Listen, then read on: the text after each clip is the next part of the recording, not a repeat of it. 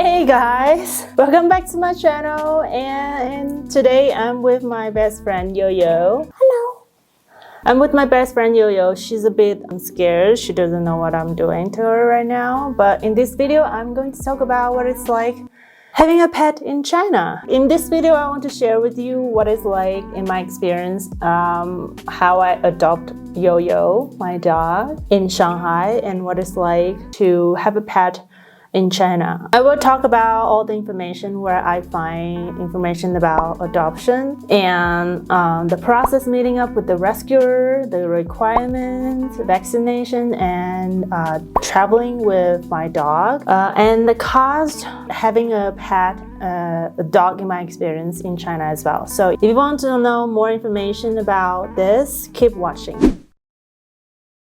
So when I first started living in Shanghai back in 2016, that was pretty much my first time in China, and I finally have a more stable working condition, a more stable place to live. I feel like I want to have a dog in my life, and so I started to look for information about where I can adopt a dog. I know I wanted a homeless dog that needs a lot of love and a home.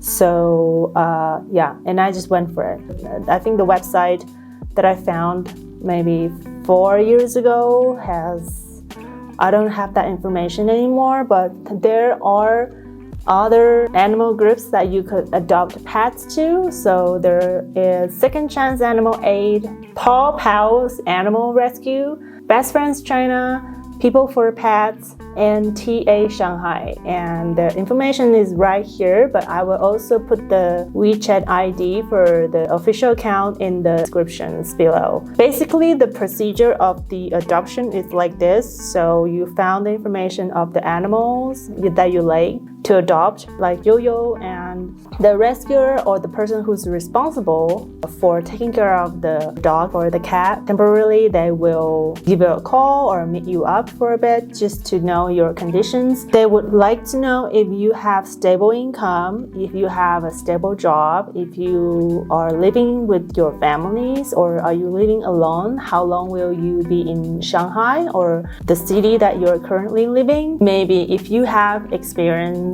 having a dog or a cat before, and if you currently have already some pet in your home already. So they want to know all these information before they trust you to take care of the pet. And so for my experience, when I found Yoyo's information online, the lady who took care of Yoyo, and she gave me a phone call, and then we talk a bit of, I live in Pudong, Shanghai, and I worked in a hotel for I don't know how long. I have my own apartment. I was living alone. I had experience having a dog in my parents' house before, so she thought it was okay, and then she just brought Yoyo to my apartment.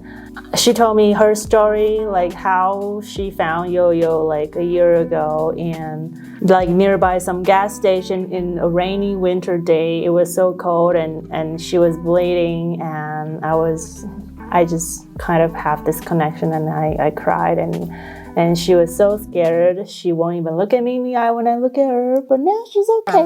再见, 再见.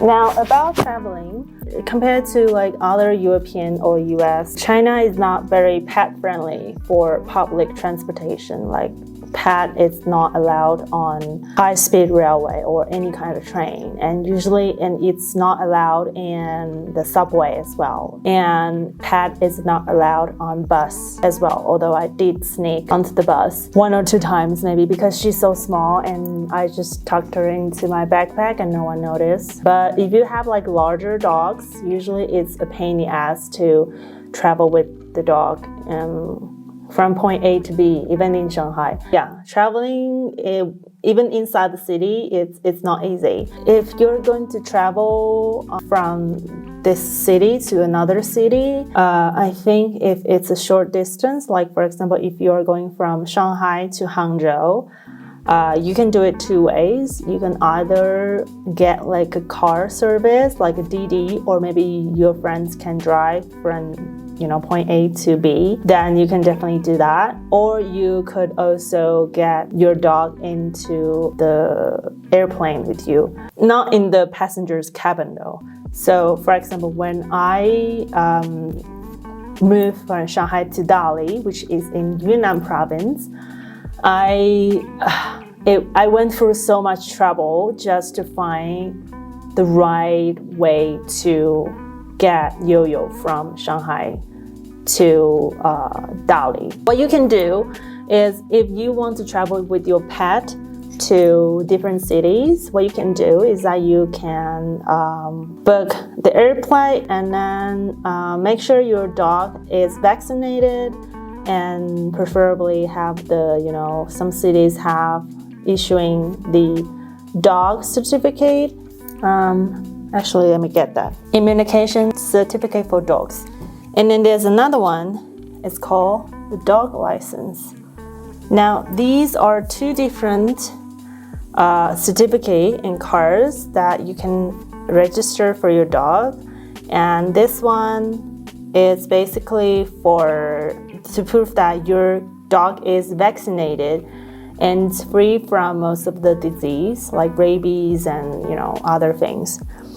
And this one is proof that you are the owner and the dog has an owner and it's allowed to live in the city. I think this one, the immunization certificate of dogs, you have to get this first, and then you can apply for this one. I think right now it's been so convenient because of the virus, the COVID virus. So the government actually make it super easy for you to apply for the dog license. You can just apply online on your phone. And then this one, the immunization certificate of dogs, I got it from my vet. They just issued to me from the vet. And in Shanghai, I go to Shenpu vet hospital. And on the back of the license, it says about my name and my location.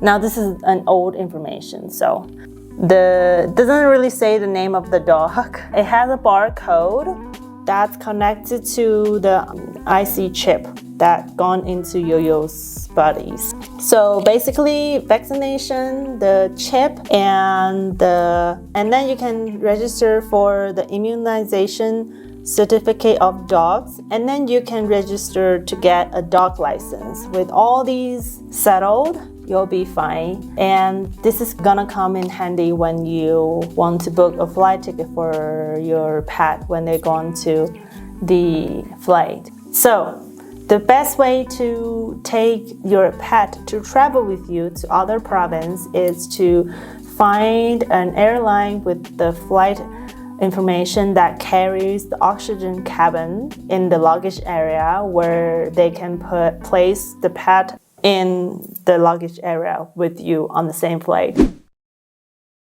The rescuer, the lady, already done the vaccination and she's already neutralized. The vaccination is usually done every 12 months or every 6 months, depends on what type of vaccination. And the price for the vaccination is around 200 RMB each dose, each time. And for flea and tick preventions, I use this one.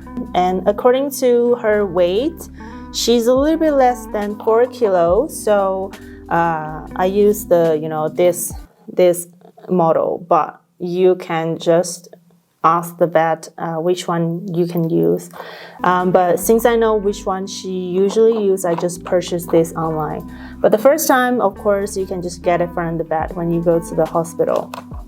And the price for this medicine is 180 RMB, and this package contains 3 pieces. Each time she will take one, so it's about 60 RMB per month. You can purchase imported and local dog food online, and there are just so many options. Be careful about the ingredients and where they're produced, because there are definitely some manufacturers and brands, they're not being very honest about their ingredients, and sometimes they would use bad ingredients and like chemicals in the food they produce. So right now, this is the food that I get Yoyo from. It's S7. I don't know if you can see this. It's S7 for Newton. So this bag is 1.5 kilo, and you can purchase this online or through the pet shop. And the bag I got this from is about 150 RMB, and she usually go through this maybe, I don't know, a month, every 1 month or 2 months. So it's not too bad. That's it for today's video. I think I've covered pretty much everything. One tip, if you're living in Shanghai and you want to take your dog to different parks or different market or different restaurant, do consult with online or maybe with the restaurant owners first, because not all the parks in Shanghai allow dogs to go in. It's not like in Europe or in the US, like where you can just take dog pretty much wherever you go. But in Shanghai, it's just not the case. Most of the parks which is gated and have people look after, they don't allow dogs to go inside. So always check before you go over there. And restaurants, most of the restaurants don't accept dogs, not to mention malls. So do check before you go there. And I think that's it for today's video. I hope you enjoy it. If you have a dog in China as well, look up my Instagram. I post videos and photos of me and Yoyo very often on my Instagram, so check out my Instagram. And Yoyo, where are you? Goodbye. Say bye. 再见。再见。